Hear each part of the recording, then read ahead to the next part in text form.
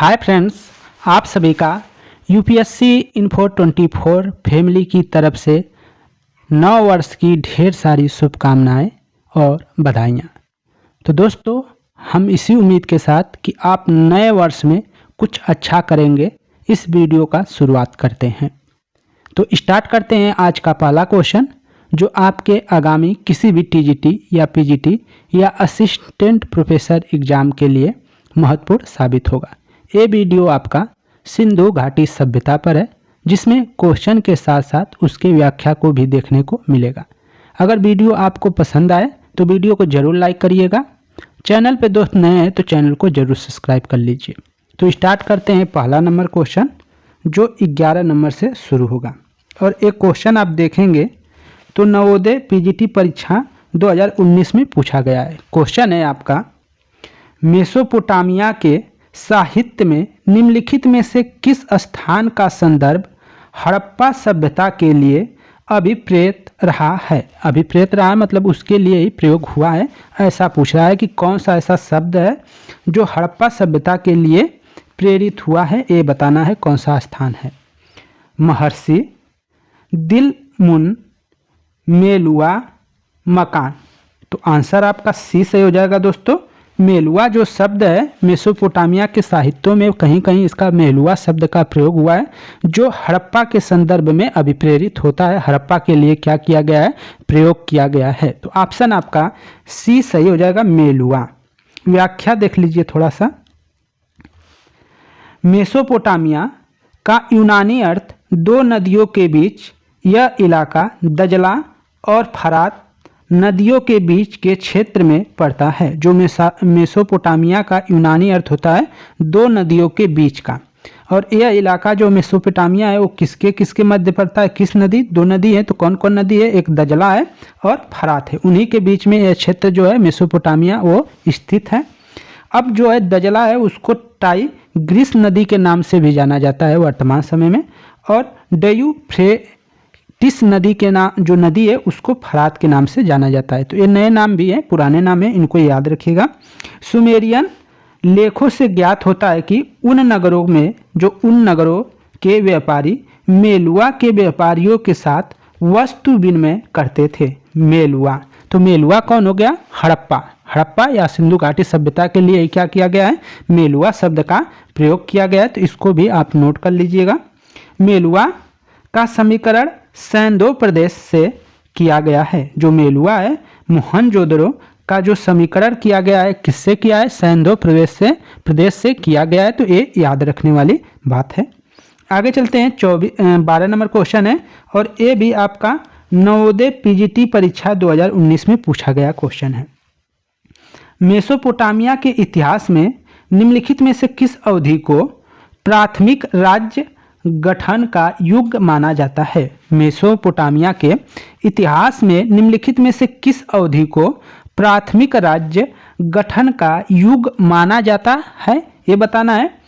A option है अल उबैद काल, B है हलाफियान काल, सी है स्मरण काल, डी है आपका उरुक काल। तो आपका 12 का आंसर जो जाएगा वो डी के साथ जाएगा दोस्तों, उरुक काल। तो मेसोपोटामिया के इतिहास में किस अवधि को प्राथमिक राज्य गठन का युग माना गया है? तो वो है उरुक काल को। उरुक काल को क्या माना गया है? प्राथमिक राज्य गठन का युग माना गया है, उरुक काल को। तो ये याद रखने योग्य बातें हैं। व्याख्या में देख लीजिए। मेसोपोटामिया के इतिहास में उरुक काल को प्राथमिक राज्य के गठन का युग माना जाता है। इस काल में चित्रमय स्क्रिप्ट के साथ लेखन व वास्तविक ऐतिहासिक घटनाओं का प्रलेखित रिकॉर्ड का वर्णन किया गया है। तो इन सब तथ्यों को जरूर नोट करिए। आगे चलते हैं। 13 नंबर क्वेश्चन है, और ये भी आपका पीजीटी में पूछा गया क्वेश्चन 2009 में है। हड़प्पा लिपि के बारे में निम्न में से कौन सा कथन सही नहीं है? हड़प्पा लिपि के बारे में निम्नलिखित में से कौन सा कथन सही नहीं है, ये आपको बताना है कि कौन सही नहीं है। तो ऑप्शन 1 है, कुछ ऐसे उदाहरण भी उपलब्ध हैं कि यह लिपि बाईं ओर से दाईं ओर लिखी जाती है। हड़प्पा लिपि शब्दार्थिक है, अर्थात प्रत्येक प्रयुक्त प्रतीक किसी शब्द या शब्दांश के लिए होता है। सी कह रहा है यह समांतर रूप से दाईं ओर से बाईं ओर पढ़ने के लिए लिखी जाती है। डी कह रहा है लेखन के सबसे लंबे प्रतिरूप के रूप में 30 संकेत हैं। तो इसमें से कौन सही नहीं है, ये आपको बताना है कि कौन सही नहीं है। तो इसमें देखेंगे 13 में तो आपका डी सही हो जाएगा कि ये क्या है, सही नहीं है, बाकी के सब क्या है, कहीं ना कहीं सही प्रतीत होते हैं। तो आपको गलत छांटना है दोस्तों, तो ऑप्शन डी आपका सही हो जाएगा। व्याख्या देख लीजिए थोड़ा सा। हड़प्पा लिपि के ज़्यादातर साक्ष्य चित्रात्मक लिपि के हैं, चित्रात्मक लिपि के हैं, ये आपको याद रखना है। कुछ साक्ष्य भाव चित्रात्मक लिपि के भी हैं। कुछ तो साक्ष्य जो है अधिकतर क्या है, चित्रात्मक लिपि के हैं, कुछ क्या है, भाव चित्रात्मक लिपि के हैं। प्रसिद्ध विद्वान A.S.R. राव ने अक्षर चिन्हों की संख्या कितनी मानी है, 22, और आपके आंसर में दिया था 30, तो ये भी याद रखना है। उनके अनुसार हड़प्पा लिपि में मूल रूप से 52 चिन्ह थे, और मानी कितने, चिन्हों की संख्या 22 मानी है। उनके अनुसार हड़प्पा लिपि में मूल रूप से 52 चिन्ह थे। ज़्यादातर लिपियां बाएं से दाएं लिखी जाती थी, बाएं से दाएं लिखी जाती थी, यद्यपि कुछ साक्ष्य दाएं से बाएं भी पाए गए हैं। लिपि का सबसे प्राचीनतम चिन्ह अंग्रेजी के यू प्रकार का है तथा पशुओं के चिन्हों में सबसे प्राचीन चिन्ह मछली का निशान है। तो ये सब तथ्य बहुत ही इम्पॉर्टेंट है, पेपर में पूछे जाने वाले हैं। अगला है 14 नंबर। निम्नलिखित में से कौन सा हड़प्पा स्थल हरियाणा में स्थित नहीं है? कौन सा स्थल जो है हरियाणा में स्थित नहीं है? रोपड़, बनावली, राखीगढ़ी, मीतांचल, मीताथल जो है कौन सा है? तो ये 14 का आंसर ए सही हो जाएगा, रोपड़। रोपड़ जो है दोस्तों ये आपका क्या है कि ये आपका हरियाणा में नहीं है, बाकी के जैसे बनावली हो गया, राखीगढ़ी हो गया, मीताथल जो हो गया, ये सब कहीं ना कहीं हरियाणा में है। रोपड़ जो है पंजाब के लमसम में है। व्याख्या देख लीजिए और क्लियर हो जाएगा। राखीगढ़ी, बनावली, मीताथल, रिसवल आदि हरियाणा में स्थित प्रमुख हड़प्पन स्थल है। हड़प्पन स्थल जो हरियाणा में कौन कौन है? तो राखीगढ़ी है, बनवाली है, मीताथल है, रिसवल है। तो इन सबको याद रखिएगा, ये हड़प्पा के स्थल हैं, इनको याद रखिएगा। जबकि जो रोपड़ है, संघोल आदि पंजाब में स्थित हड़प्पा के स्थल हैं, तो इसको याद रखने लायक बातें हैं। 15 नंबर क्वेश्चन देखते हैं आपका। ये जून में हुआ था, जो जून में मतलब आप देखेंगे तो डेट अलग अलग है, कई दिन पेपर हुआ है, तो किसी का कब पड़ा है, किसी का कब, तो ये देखने वाला है। और शिफ्ट भी अलग अलग कुछ लोगों का था, तो 13 जून को जिनका हुआ था पेपर उनके लिए है, तो उनको याद रखना है कि कब कब हुआ था। 19 में ये कभी कभी पेपर 2-2 बार हो जाते हैं, तो उसको भी याद रखना है। तो मेसोपोटामिया जैसे क्या है कि कुछ नवोदय में 2 पेपर हुए थे, जैसे 4 हुए थे स्पेशल कर और कहीं और कर। तो विशिष्ट वाले तो ऐसे कई पेपर हो जाते हैं, 2 हो जाते हैं पीजीटी के, और पेपर कई बार कंप्यूटराइज चलता है, तो पेपर कई दिन भी चलते हैं, तो ये याद रखने योग्य बातें हैं। 15 नंबर है, मेसोपोटामिया में शामिल क्षेत्र को आज किस नाम से जाना जाता है? मेसोपोटामिया में शामिल जो क्षेत्र हैं आज उनको किस नाम से जाना जाता है, ये बताना है। ऑप्शन है पूर्वी सीरिया, तुर्की और ग्रीस, पूर्वी सीरिया, दक्षिण पूर्वी तुर्क और इराक का अधिकांश भाग, सी है इराक और ईरान और इराक, डी है इराक और लेबनान। तो आंसर आपका जो 15 का है दोस्तों वो बी सही हो जाएगा। पूर्वी सीरिया, दक्षिण पूर्वी तुर्की और इराक का जो अधिकांश भाग है वह क्या है, मेसोपोटामिया का ही भाग है। इन्हीं नाम से इनको इस समय मेसोपोटामिया को इन नाम से ही जाना जाता है। तो इसको आप नोट कर लीजिएगा कि यहाँ मेसोपोटामिया पहले स्थित था। मेसोपोटामिया में शामिल क्षेत्रों को आज पूर्वी सीरिया, दक्षिण पूर्वी तुर्की और इराक का अधिकांश भाग के नाम से जाना जाता है। मेसोपोटामिया फरात और दजला नदी के बीच बसा प्राचीन शहर है। तो 2 नदी हैं, फरात और दजला। तो इनको याद रखिएगा। इन्हीं जो दो नदियाँ उन्हीं के बीच का जो क्षेत्र था उसी को मेसोपोटामिया का नाम दिया गया था और वहीं पे मेसोपोटामिया जो है बसा हुआ था। जैसे सिंधु नदी के किनारे सिंधु सभ्यता पनपा था, उसी तरह दजला और फरात के पास मेसोपोटामिया का मतलब विकास हुआ था, जो सिंधु घाटी सभ्यता के समकालीन था। सिंधु घाटी सभ्यता के समकालीन मेसोपोटामिया सभ्यता थी। तो इन सब बातों को भी नोट कर चलेंगे। 16 नंबर क्वेश्चन है, अच्छा क्वेश्चन है और उत्तराखंड असिस्टेंट प्रोफेसर में पूछा गया है, जो 2017 में आया है। मेसोपोटामिया के निवासी सिंधु प्रदेश को किस नाम से जाने जाते थे? सिंधु प्रदेश को किस नाम से जानते थे, ये आपको बताना है। सिंधु के नाम से, दिलमुन के नाम से, हिंदू के नाम से, मेलुखा के नाम से या मेलुहा के नाम से? तो किसके नाम से जानते थे अभी हमने ऊपर बताया था, तो डी आपका आंसर हो जाएगा। जो मेसोपोटामिया के निवासी हैं उस सिंधु प्रदेश को मेलुखा या मेलुआ नामक शब्द के रूप में जानते थे, इसी नाम से उनको क्या करते थे, संबोधित करते थे। तो 16 का आंसर आपका डी सही हो जाता है। व्याख्या देख लीजिए थोड़ा सा। मेसोपोटामिया के लेखों में सिंधु प्रदेश, जिसे हड़प्पा क्षेत्र कहते हैं, सिंधु प्रदेश में मेलुआ शब्द का प्रयोग मिलता है। मेसोपोटामिया के लेखों में सिंधु प्रदेश के लिए क्या है, मेलुआ शब्द का क्या है, प्रयोग मिलता है। मेसोपोटामिया के लेख मेलुआ को नाविकों का देश कहते हैं। मुहरों पर जहाज़ों तथा नावों के चित्र इस बात को प्रमाणित करते हैं कि मेसोपोटामिया मिथक मेलुआ के विषय में यह बताता है कि तुम्हारा पक्षी हाजी पक्षी हो, उसकी आवाज़ राजप्रसाद में सुनाई दे। कई पुरातत्वविदों का मानना है कि हाजी पक्षी मोर था। हाजी पक्षी मोर था, जिसको हाजी पक्षी, हाजा पक्षी, हाजा जो पक्षी था वो क्या था, मोर था। तो ये सब चीज़ें आपको याद रखने हैं। अच्छा कोटेशन है, अच्छा चीज़ें हैं, उनको याद रखिए।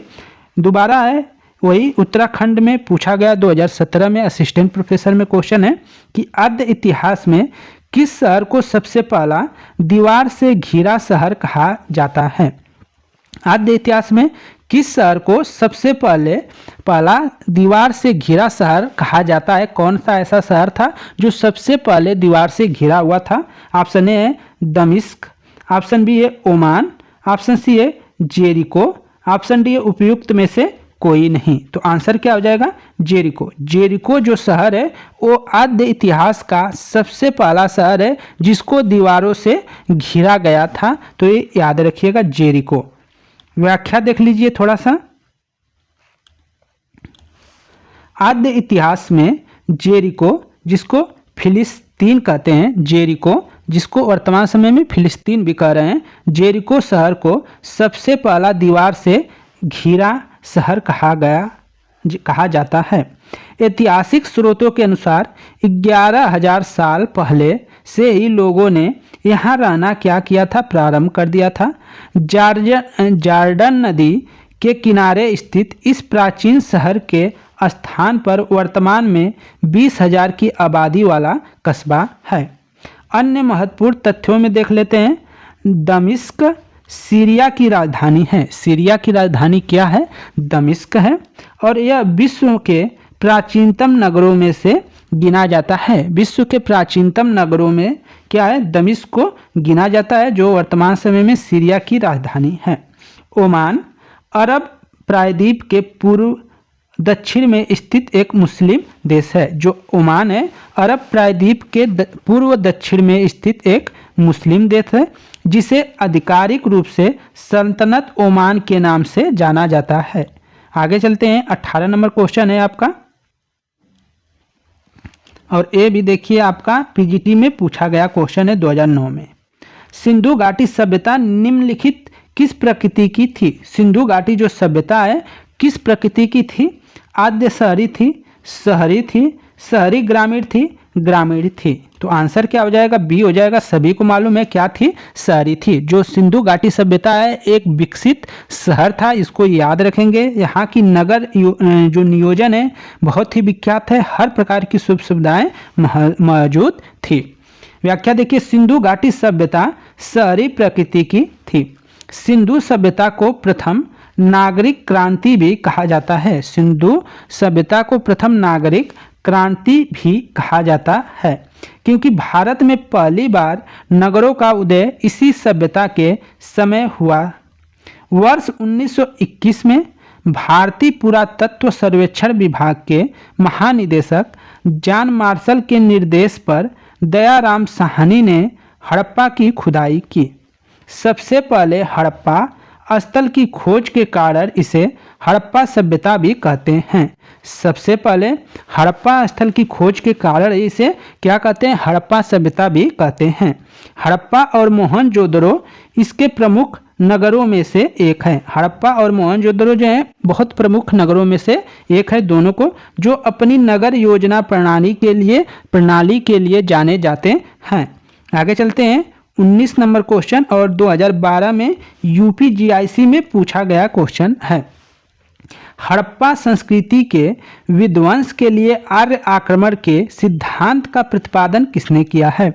हड़प्पा सभ्यता के जो विध्वंस हुआ, तो विध्वंस के कई कारण बताए गए हैं कि बाढ़ आया था तो आर्यों ने आक्रमण किया था, या किसी और ने आक्रमण, कोई कहता है महामारी फैल गई। तो उसमें से क्या है? तो उसमें से एक ये मतलब सिद्धांत प्रतिपादित किया गया कि हड़प्पा का विध्वंस के लिए आर्य आक्रमण थे, आर्य आक्रमण किए, जिससे हड़प्पा का क्या हुआ कि विनाश हो गया। तो इस कथन का समर्थक या प्रतिपादक करने वाले विचारक कौन है, ये आपको बताना है। Option A John Marshall, option B है मॉर्टिमर ह्यूलर, ऑप्शन सी है बी लाल, ऑप्शन डी है बी के थापर। तो 19 का जो आंसर है वो बी सही हो जाएगा दोस्तों, मॉर्टिमर ह्यूलर। मॉर्टिमर जो ह्यूलर हैं, उन्होंने हड़प्पा संस्कृति के विध्वंस के लिए आर्य आक्रमण है उसको इन्होंने माना है। तो आंसर आपका बी के साथ जाता है। व्याख्या देख लीजिए थोड़ा सा। हड़प्पा संस्कृति के विध्वंस के लिए आर्य आक्रमण के सिद्धांत का प्रतिपादन मॉर्टिमर ह्यूलर ने किया। गार्डेन, चाइल्ड, स्टुअर्ट, पिगट जैसे अन्य विद्वानों ने इस सिद्धांत का क्या किया है? समर्थन किया है। गार्डेन जो चाइल्ड हैं और इसके बाद स्टुअर्ट, पिगट जो हैं, उन्होंने इस विचार का समर्थन किया है कि आर्यों के आक्रमण से क्या हुआ कि हड़प्पा सभ्यता का विनाश हो गया। इनके अनुसार पुरातत्व संबंधित अवशेषों से यह निश्चित संकेत मिलते हैं कि मोहनजोदड़ो को लूटा गया। ऋग्वेद में उल्लिखित पुरंदर तथा हरियूपिया शब्दों से भी इसी बात का क्या है? बल मिलता है, इसी सिद्धांत को बल मिलता है। तो किससे बल मिलता है? तो ऋग्वेद में उल्लिखित जो है पुरंदर और हरियूपिया शब्द से भी इस बात का क्या मिलता है? संकेत मिलता है कि आर्यों ने आक्रमण किया था। 20 नंबर क्वेश्चन आपका यूपीजीआईसी 2012 में पूछा गया क्वेश्चन है। क्वेश्चन है आपका, मिट्टी की प्राचीन कालीन 274 मुहरे किस पुरा स्थल के उत्खनन से प्राप्त हुए हैं? मिट्टी की प्राचीन कालीन जो 274 मुहरे हैं, किस पुरा स्थल के उत्खनन से प्राप्त हुए हैं? Option A Mohenjodaro, Ganeriwala, C a Kayatha, D a बसाव। तो इसका जो आंसर है 20 का क्या हो जाएगा दोस्तों? डी आंसर हो जाएगा। 20 का क्या हो जाएगा? डी बसाव आपका आंसर हो जाएगा। व्याख्या देख लीजिए थोड़ा सा।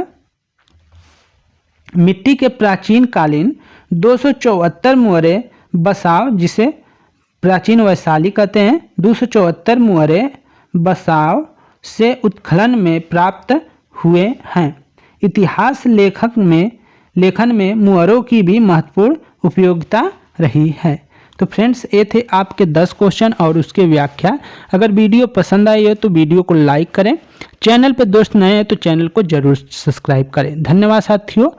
एक बार दोबारा सभी को नव वर्ष की ढेर सारी शुभकामनाएं। नमस्कार साथियों।